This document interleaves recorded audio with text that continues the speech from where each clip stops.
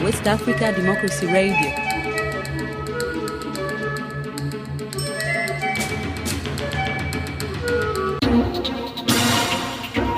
WADR, promoting dialogue. It's midday in Dakar. Good afternoon and many thanks for staying tuned to West Africa Democracy Radio, broadcasting on 94.9 FM and around the world on WADR.org. This is Newslink. First, our top stories. Reactions trailed Senegalese President Sall's visit to the Caliph General over recent unrest. Labour unions in Nigeria shelves planned subsidy removal strike. The federal government, the TUC and the NLC to establish a joint committee to review the proposal for any wage increase or award and establish a framework and timeline for implementation. Dozens of protesters in Liberia stormed the legislature to demand justice for murdered former Chief Justice's daughter. That the Minister of Justice explained to the Liberian people what exactly was the conversations between him and the former Chief Justice. And the defense unit in the Gambia presents military cooperation with the Turkish government to the National Assembly for ratification. Please stay tuned for details of these stories and more. Here is Imoh Edet with Newslink. Many thanks for joining us. Let's begin here in Senegal as President Macky Sall late Monday visited the Caliph General of the Imoh. President Sall reportedly had a long meeting behind closed doors with the Caliph General for reasons yet unknown, but many believe it follows the violence that has engulfed the country in the last 6 days. The meeting between the head of state and the Caliph General of the Imoh, Serine Motana Mbake, which dominates the front page of major national dailies, was in Touba. The last state update on the deadly standoff between protesters and security operatives resulted in 16 deaths, the arrest of 500 people, including minors and foreigners, as well as the vandalism and looting of public and private buildings. Musa Joe, a professor of political science at the Gaston Berger University, St. Louis, applauds President Sall's courage and remains optimistic about the impact of this meeting on the present situation. Le Khalif s'implique davantage et le président Macky Sall est allé le voir et ils ont échangé. The Caliph is getting more involved and President Macky Sall went to see him and they talked. I think that if he listens to the advice and words of the Marabout, we'll have a calmer situation. I hope that from this meeting the Marabout will come back because we remember a certain number of points that were put forward at the time by Ousmane Sonko so that peace could be re-established in the country. Now this meeting could perhaps open the door to a concerted solution that would enable Senegal to get through this turbulent period, which risks taking it very far into instability. Traverser cette zone de turbulence qui risque de l'amener très loin dans l'instabilité. That was Musa Joe, a professor of political science at the Gaston Berger University, St. Louis, Senegal. Still in Senegal's capital city Dakar, fragile tranquility prevailed on Monday following 3 days of intense protests. Slowly but cautiously, activities resume in various parts of the city. However, at the Liberté 6 market, one of Dakar's bustling commercial hubs, shopkeepers continue to express concern over the recent wave of demonstrations. The market, usually bustling with customers, now experiences a scarcity of visitors, and business owners lament the detrimental impact on their livelihoods. WDR's Demba Amaani brings us a comprehensive report on the situation, shedding light on the lingering effects of the protests on the local economy and the livelihoods of the people. The scars of recent clashes between state police and protesters are still evident in the Liberté 6 market located in Dakar. The remnants of burnt tires and scattered stones serve as sad reminders of the recent turmoil, while numerous buildings in the area bear signs of ransacking and destruction. Amidst the aftermath, only a handful of resilient traders have managed to set up their merchandise on the pavements, symbolizing their struggle to recover. One of these determined individuals is Modu Cham, who recounts the harrowing experiences he has endured since the event unfolded.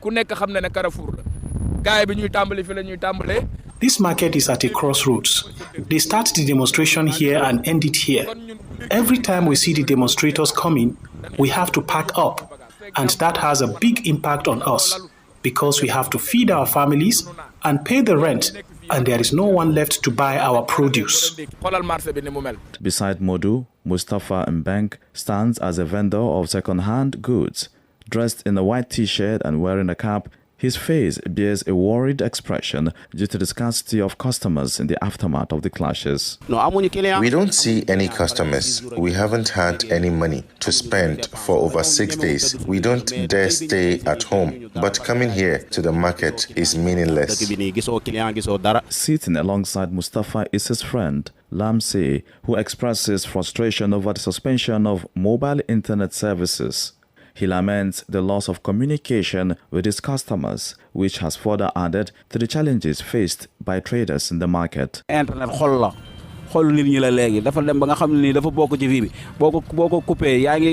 internet is now part of our daily lives. To cut it off is to deprive people of their freedoms. We can no longer communicate with our customers. People call us to ask us to send them the products we sell, but that's become impossible. The violent clashes that erupted across the country following the announcement of the verdict in the trial between Ajisar and Usman Sonko have had devastating consequences. Lives have been lost and extensive damage has been inflicted on properties and businesses. The repercussions of these clashes continue to reverberate, impacting the lives and livelihoods of individuals like Modu, Mustafa and Lam, who are struggling to cope with the aftermath of these events. Demba Ama Ani filed that report and voiced by Abdullahi Hassan. Well, after a nearly 6-hour meeting between the federal government of Nigeria and the organized labor at the presidential villa in Abuja, it has been confirmed that the Nigerian Labour Congress will no longer proceed with its nationwide strike planned for Wednesday. The decision was part of resolutions announced by Speaker House of Representatives Femi Gbajabiamila and confirmed by the president of the NLC, Joe Ajero. Usman Marin, Abuja report. This is the third meeting between the government and key labor stakeholders after President Bola Ahmed Tinubu announced the stoppage of petroleum subsidy a week ago. Parties have agreed to suspend the planned strike until June 19th for further consultations. Femi Gbajabiamila is the Speaker of House of Representatives and newly appointed Chief of Staff to President Tinubu. Consequently, ladies and gentlemen, the parties agreed as follows. 1. The NLC is to suspend the notice of strike forthwith to enable further consultations. 2. The TUC and the NLC to continue the ongoing engagements with the federal government and secure closure on the resolutions above. Finally, the labor centers and the federal government to meet on June 19, 2023 to agree on an implementation framework. Joe Ajero and Festus Osifo, presidents of Nigeria Labour Congress and Trade Union Congress respectively, say their ultimate goal is to reduce the suffering of average Nigerians. The CNG alternative is better than the price even before the increment. Yeah, but if you check countries of the world like Kuwait, like Qatar and others, which large gas deposit, you agree with me that it's a very viable alternative because the deposit here can sustain the country for the next 500 years. It's a clean energy, eco-friendly, and cheaper. I think the whole battle we are having now is the issue of the cost being at 500. And by our last meeting, during Silva's time, we were talking about 90 naira. So if this government achieves an option or alternative that is even under 90 or 120 or whatever, I think every one of you will be clapping for them. Meanwhile, most filling stations around Abuja are no longer selling fuel, causing long queues at a few dispensing stations. An expert familiar with the oil sector speculated that most filling stations are reluctant to buy new stocks at current market price from depots. For Newslink on West Africa Democracy Radio, Usman Umar reporting from Abuja. More stories coming up on West Africa Democracy Radio. Newslink continues. And to more stories now. Two major regions of Mali on Monday experienced a shutdown of socio-economic activities after traders observed what was described as a dead city, a day to denounce the ruling military's action. Trade unions, including those of transportation in Mopti, Bandiangara and Koro, actively participated in action after the confiscation of a truck and goods from operators by the army on April 28, 2023. Throughout Monday, the vast majority of shops were closed, while transport and other economic activities were at a standstill. According to the unions, the armed forces intercepted a 10-ton truck at the exit from the town of Bandiangara transporting goods, including motorcycles and food products. The World Bank has blamed Ghana's energy sector for exacerbating the country's debt and economic challenges. Ghana currently faces its worst economic crisis in a generation. The government has sought financial bailouts from international institutions such as the International Monetary Fund (IMF) and the World Bank. The World Bank suggests the Ghanaian government pursue certain reforms to address the energy sector's debt. WDL's Atavian Bila Lawson report from Accra.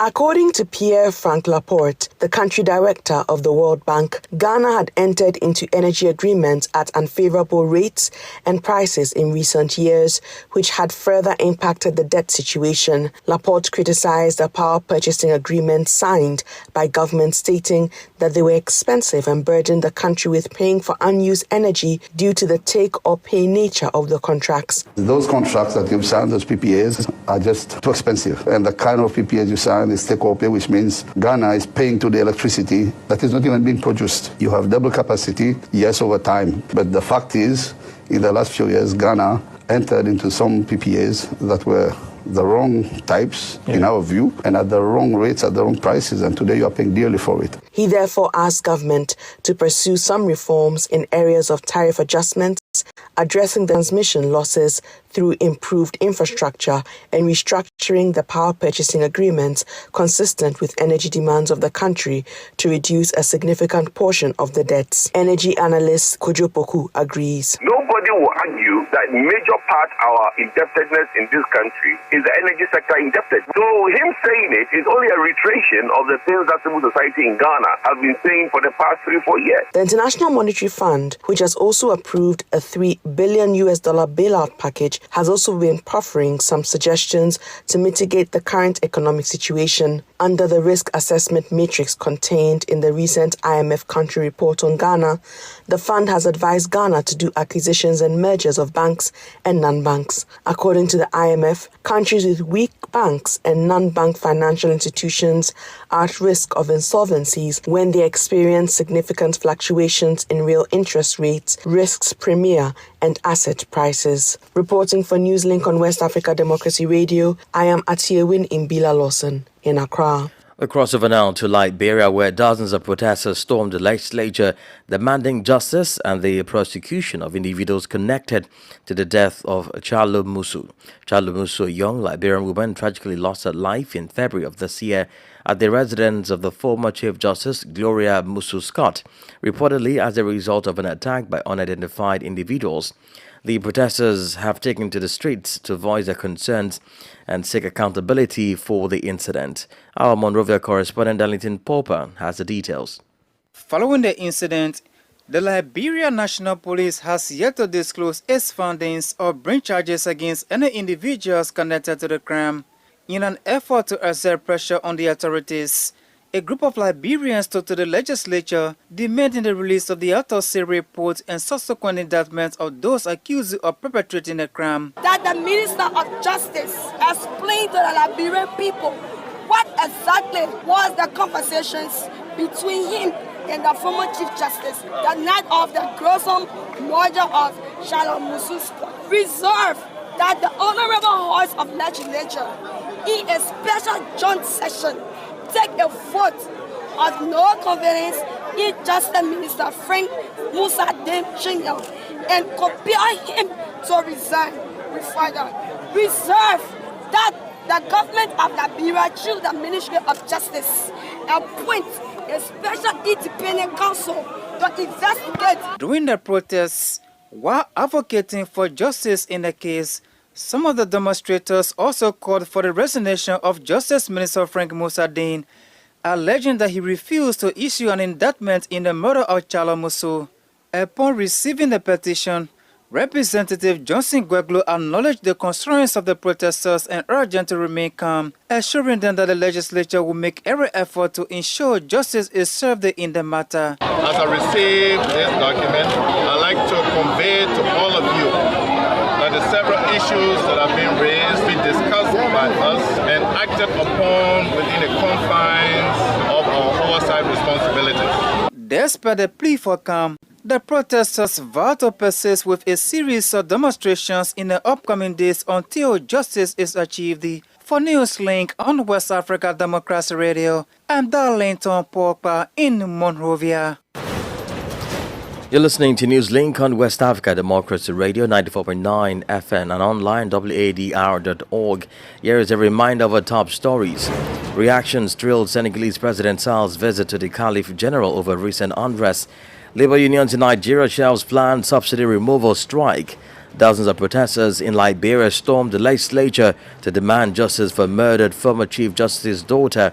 And still ahead, defense units in the Gambia presents military cooperation with Turkish government to the National Assembly for ratification.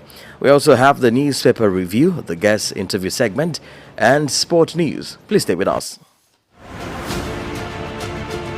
Fresh and breaking news all the time. Hear it first as the news breaks, only on West Africa Democracy Radio. Newslink continues. It's 16 minutes past the top of the hour.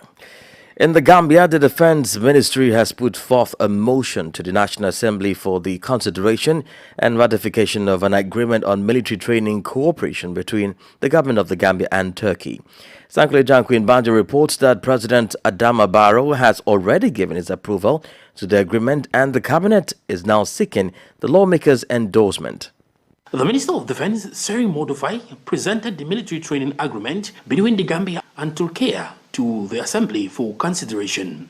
Under the agreement, the government of Turkey has offered to undertake the responsibility to support the Gambia in the fields of military training and other capacity building for members of the Gambia Armed Forces to be trained in Turkish military institutions. As part of the agreement, the Turkish government would offer financial assistance to the selected soldiers throughout their training periods. The agreement was generally well received by the members of parliament, and Amadou Kamara, the National Assembly member for Nyanija, expressed his support and welcomed the agreement. I have no doubt this agreement is going to benefit both countries. Honorable Speaker, honorable members, I just want to urge each and every one of us, please let's support this agreement. And I've been consulted also the chair for the Defense and Security Committee. If assured me this is very good and then the committee is satisfied with it. Alwami Jiba, the National Assembly member for Foni Councillor, and Salifu Jao, the member for Jokadu constituency, both expressed their approval and gave their blessings to the agreement. Turkey is an allied force that is definitely contributing a lot to the Gambian army, and I will urge all honorable members to bless this agreement for the future of the Gambia Armed Forces. Honorable Speaker, this agreement is very good for our country because Turkey is a country that we all know is definitely galloping, going faster in terms of development in all areas. After receiving approval from President Adama Barrow, the agreement will come into effect pending parliamentary approval. Since 1991, more than 1,500 soldiers have benefited from military training provided by the Turkish government. For Newslink on West Africa Democracy Radio, I am Sankule Janka reporting from Banjul.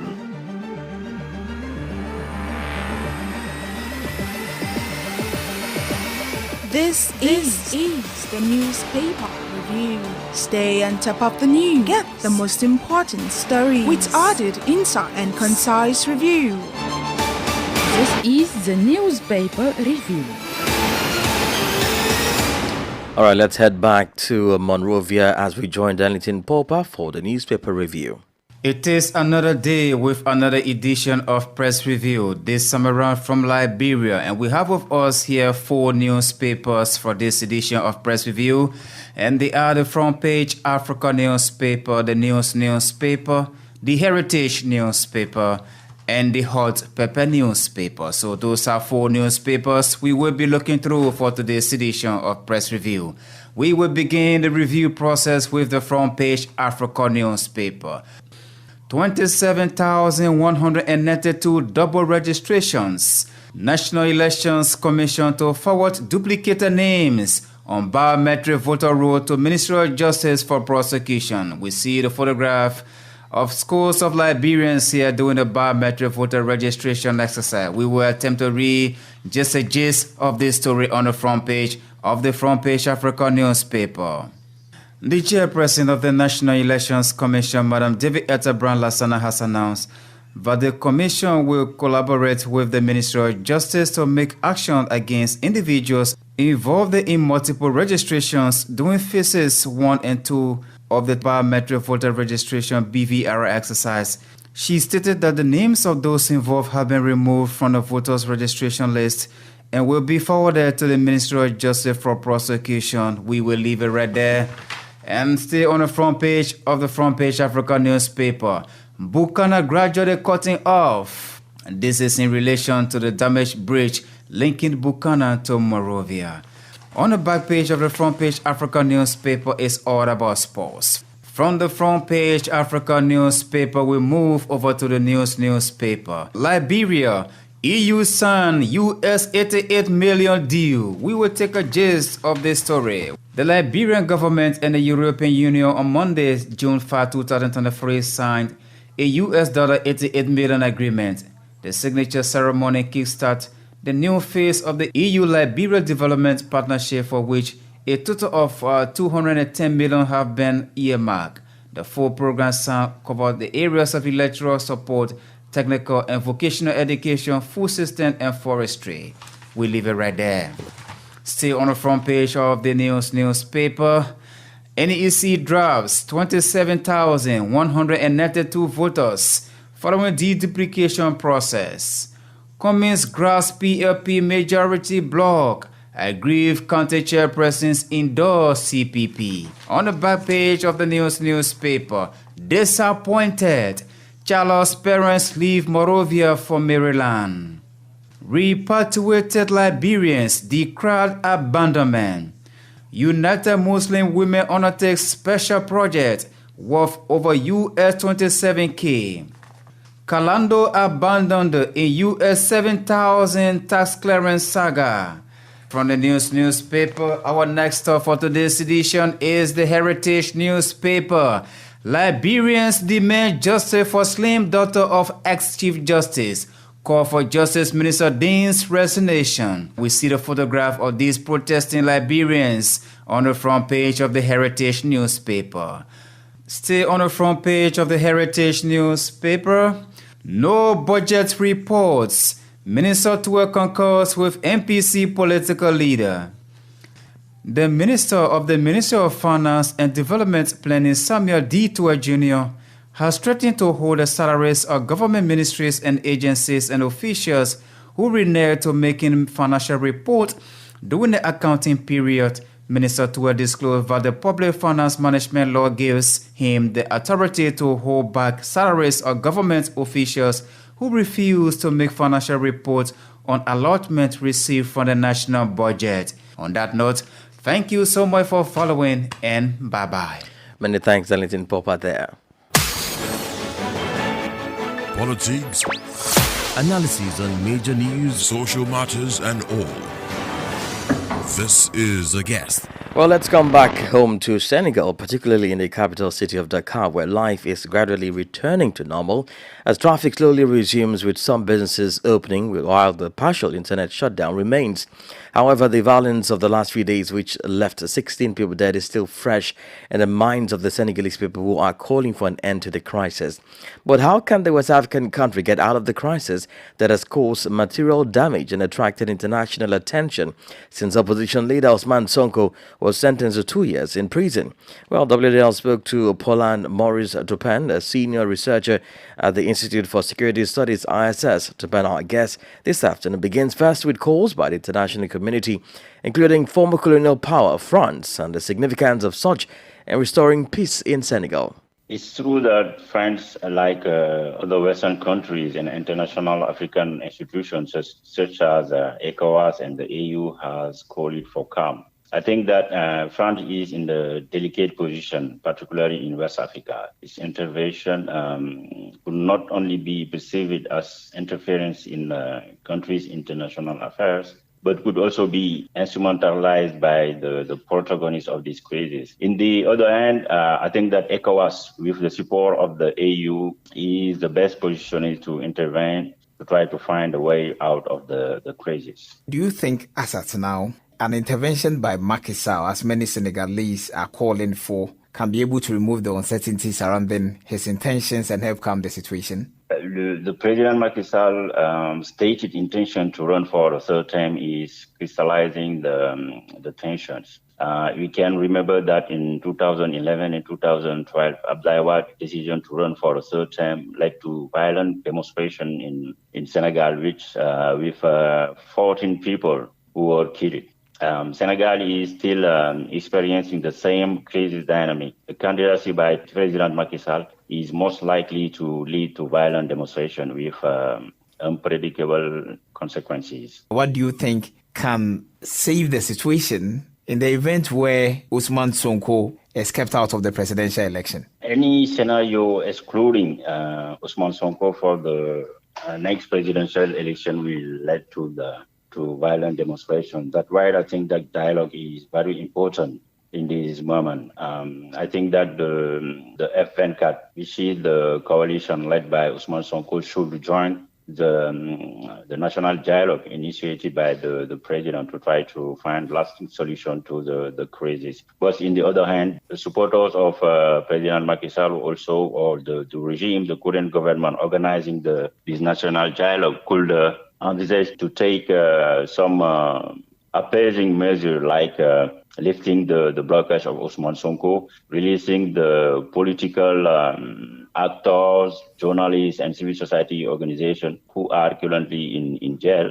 But also the main actors should avoid speech calling for violence. I think that in this condition, the dialogue, an inclusive dialogue, could be organized to try to find the solution toward the presidential election, which should be inclusive. Can you share your views using this as a case study for countries that are about to enter into elections? Right now, we are looking at Sierra Leone and Liberia, who are also preparing to vote. How does this measure for them in terms of their political sphere? I'm not familiar with Sierra Leone and Liberia context, but I must point out that electoral process in Africa have often been marked by violence before even after the election, especially when the results are contested. This is mainly due to the organization of elections that are not meet the criteria of transparency and credibility. However, we can notice that some countries like our neighbor, Cabo Verde, in Cabo Verde, the electoral process is conducted in a transparent and peaceful manner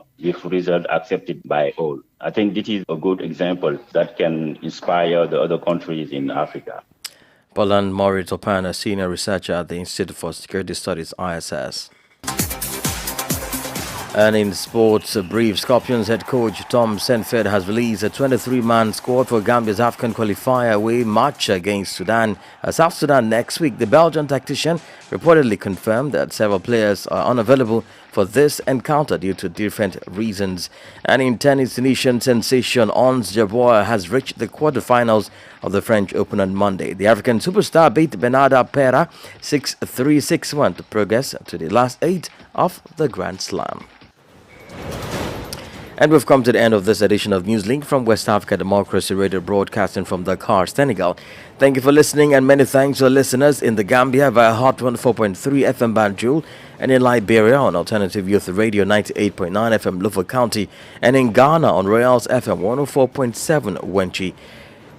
Mustafa Sek and Maudo Juf has been on the console and streaming on Facebook and YouTube. And many thanks to Abdullah Hassan at the background. Do interact with us on our social media platforms, Twitter, Instagram at WDR News, and Facebook, West Africa Democracy Radio English Service. I am Imoh Edet. Good afternoon. News, talk, music. Get it all 24 hours on West Africa Democracy Radio 94.9 FM Dakar. WADR